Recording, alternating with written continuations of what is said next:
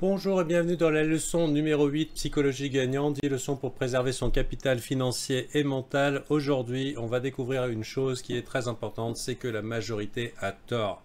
C'est très difficile d'avoir un esprit de contradiction, c'est toujours très tentant de se mettre du côté de la majorité parce qu'on est comme ça. Le conformisme, c'est quelque chose qui fonctionne bien dans notre société depuis la nuit des temps, parce que quand on était à l'époque de Cro-Magnon, celui qui était rejeté par le groupe, c'était celui qui mourait globalement en dehors de la caverne, bouffé par les tigres à dents de sabre. Et du coup, c'est un petit peu une question de survie, de ne pas se mettre en porte-à-faux par rapport aux autres, à chercher la conformité, à chercher le plaid commun, parce que si ils le disent, c'est que ça doit être vrai. Donc j'ai commencé par dire vous avez tort. Bon, sachez que les premières années, et même bien avancées dans votre carrière, vous pouvez avoir un bon indicateur à l'intérieur de vous, c'est globalement vos sentiments internes, et sachez que dans les premières années, même bien avancées, c'est souvent qu'on est enclin à se tromper par défaut. Ça veut dire qu'on est porté par nos émotions à acheter proche des sommets et à vendre proche des bottoms. C'est un petit peu comme ça la plupart du temps. Donc partir du fait que vous avez tort, déjà ça va vous permettre de mettre peut-être un peu de moins d'ego dans votre trading, de ne pas vous prendre pour Néo dans la matrice où je prévois le futur. Après tout, vous pourriez y avoir du coup de bol une fois, deux fois, 10 fois, etc. Mais c'est pas ce qu'on trade. Votre opinion, malheureusement, le marché il s'en fout. Et sachez que généralement on a des mouvements intérieurs qui sont révélateurs d'effets inverses sur le marché. Voilà. YouTube a tort. Le sondage de youtubeurs, alors ça c'est ce que font souvent les novices. Ça veut dire que vu qu'ils ont peu de confiance dans leurs compétences, et au moins ils ont la décence de savoir qu'ils ne savent pas, ils vont chercher tous les youtubeurs qui leur paraissent bien et globalement regarder leur avis, et puis s'il y en a 9 sur 10 qui sont d'accord, ou 8 sur 10 qui sont d'accord, ils vont se dire ça va aller dans la direction qu'ils disent. Sauf que non, justement. Ça veut dire que quand la majorité est dans la direction d'un play, quand tout le monde vous dit « c'est le bear market, c'est foutu, on va tous mourir », en général, c'est là que les marchés vont se retourner parce que la majorité a tort. On va voir le pourquoi ils ont tort ensuite. Mais sachez que le sondage de youtubeurs, c'est la pire chose que vous pouvez faire, sauf si c'était, par exemple, un contre-indicateur. Et oui, ils sont peut-être compétents, ces youtubeurs. Mais en général, le bon play, c'est le play pas populaire. Twitter, c'est pareil. Votre beau-frère, donc moi, par exemple, sur Facebook, quand il y en a un qui dit « c'est bon, toi aussi, si tu avais acheté du Bitcoin, tu deviendrais riche », bon, c'est là que tu sais qu'il va falloir vendre. En général, ça ne trompe pas dans les 2-3 jours, ça crache.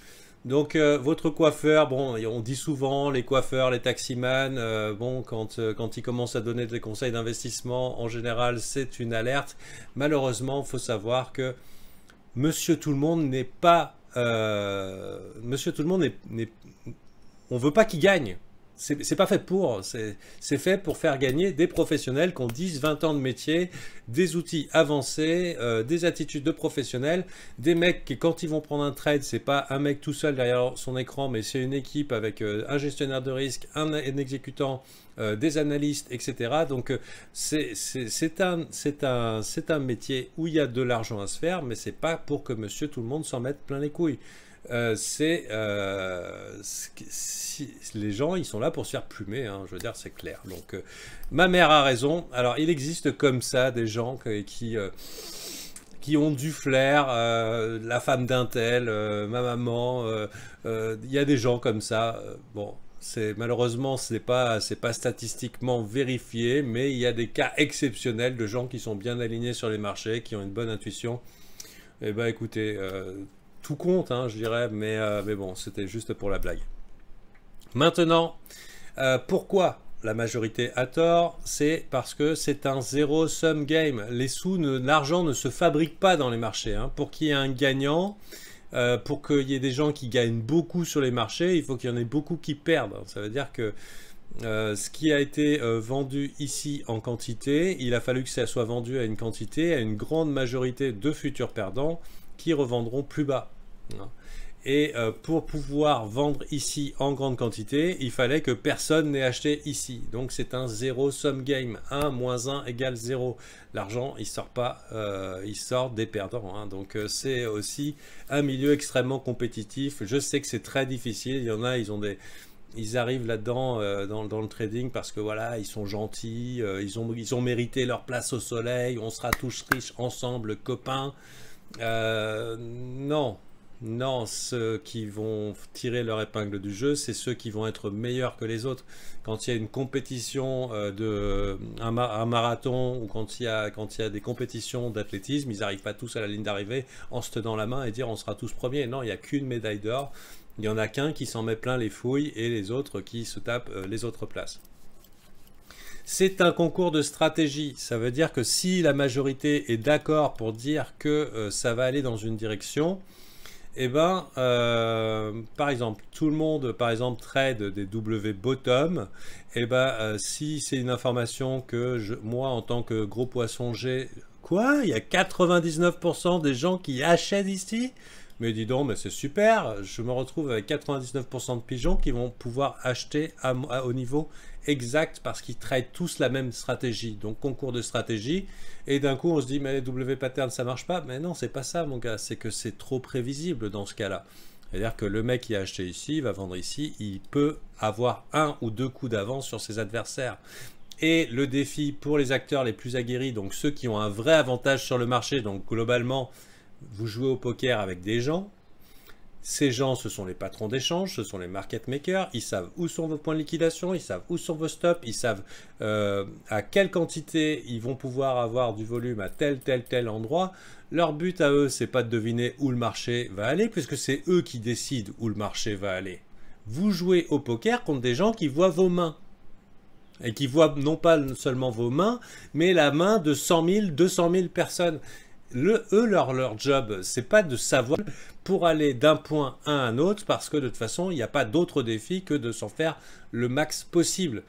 Donc, c'est la raison pour laquelle la majorité a souvent tort, parce que les whales, hein, qu'on représente souvent avec des grandes bouches, là, comme ça, alors là, vous apprécierez le dessin de la whale, le petit krill qui saute dedans dans la bouche, et puis ça charge et ça referme.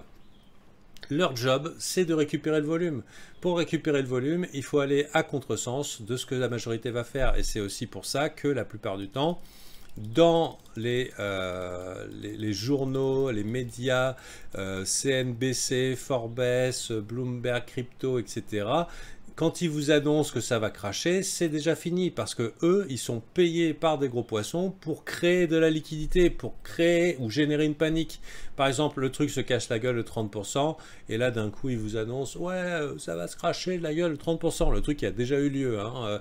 Et bien sûr, donc tu ajoutes un petit peu de kérosène sur la flamme et tu vas faire paniquer les derniers petits porteurs. Et pendant qu'ils font cette opération de liquidité, hein, c'est une opération...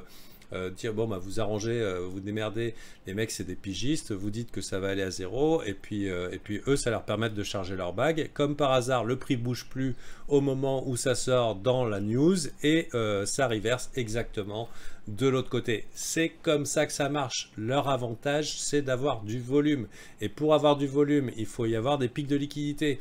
Là même, ils vous disent « Ouais, c'est bon, ça va aller à 200 000, incroyable, le prix bouge pas, tous les petits porteurs achètent. » Si vous ne vous rappelez pas le short squeeze du silver, on vous avait annoncé le short squeeze du silver. Oh là là, le squeeze du silver va s'envoler, tout le monde voulait en acheter. Le prix n'a pas bougé, ça s'est renversé immédiatement, ça a été relayé dans tous les médias, comme si les médias étaient capables de prévoir le futur. Tout ça, c'est des opérations de liquidité. Et donc, n'oubliez pas que le but des gros poissons, c'est de capturer le maximum de volume. La direction, ils n'ont aucun doute sur cette direction parce que c'est eux qui vont la donner pour la plupart. Alors bien sûr, il y a des conflits de baleines, donc de temps en temps, il y a des petits défis, mais la plupart du temps, sachez que c'est les pics de sentiments, la grande euphorie chez le public ou la grande peur chez le public, ce sont des pics de volume qui vont être capturés et qui vont en général arriver à un renversement de marché. Donc dites-vous bien que la majorité a tort. L'important, ça va être l'effet de surprise parce que tout le monde ne peut pas gagner dans les marchés souvent le marché va essayer de prendre par surprise et souvent le meilleur play c'est celui qui sera le plus imprévisible. Et ben oui, c'est comme ça, donc voilà, il va falloir vous y faire. C'est une petite si vous ne l'avez pas encore compris, vous le comprendrez plus tard, mais les plays un petit peu trop populaires, ce qu'on appelle les crowded trade, ça veut dire que il y a la foule dedans, hein. Most crowded trade, souvent on parle du trade le plus crowded, c'est-à-dire où il y a le plus de public dedans. En général, ok, on va les récompenser pas longtemps, le temps de les mettre en confiance et ensuite le petit coup sur la nuque. Donc les plays les plus inconfortables sont souvent les meilleurs. S'ils n'étaient pas inconfortables, tout le monde prendrait le trade. Et je dirais, si tout le monde achète au même endroit, à qui on va vendre? Si par exemple vous achetez un truc 1 dollar et que tout le monde est d'accord, ouais, ça va monter, et tout le monde est d'accord, hein, bah, qui va l'acheter à 2 puisque tout le monde a acheté à 1? Quand tout le monde a acheté, il n'y a plus que des vendeurs. Quand tout le monde a acheté, il n'y a plus que des vendeurs. Donc si tout le monde a acheté et tout le monde est d'accord pour dire que ça monte et qui tient son ticket de loto pour dire ça va monter, mais qui va acheter plus haut? Ah, faut pas l'oublier ça. Donc alors que si on prend tout le monde par surprise, tout le monde est persuadé que ça va à zéro et que là il y a une baleine qui se pointe, qui capture tout le volume, qui pousse dans l'autre côté, les gens ils sont en cash, ils voient le truc monter et bien sûr ils courent après. Je vous rappelle que le sentiment suit le prix. Le sentiment suit le prix, on l'a déjà vu ça. Alors c'est pour ça que les setups sont prioritaires à des opinions. Il y a des gens qui sont bons analystes, il y a des gens qui sont moins bons analystes, il y a des gens qui ont le flair et d'autres qui ne l'ont pas, mais c'est pas vraiment important parce que c'est pas avec ça qu'on va gagner des sous. Le setup, c'est mettre en place une stratégie probable qu'on a testé comme étant probable. Ça veut dire qu'on a regardé 20, 40, 60 trades dans le passé en disant ben dis donc, si je prends mes perdants et mes gagnants en respectant ces règles précises, à la fin je gagne des sous, peut-être avec 60% de probabilité par exemple. Et le setup va prioriser sur l'opinion parce que l'opinion on s'en fout à ce moment-là. On joue la probabilité. C'est ce que va faire le trader rentable.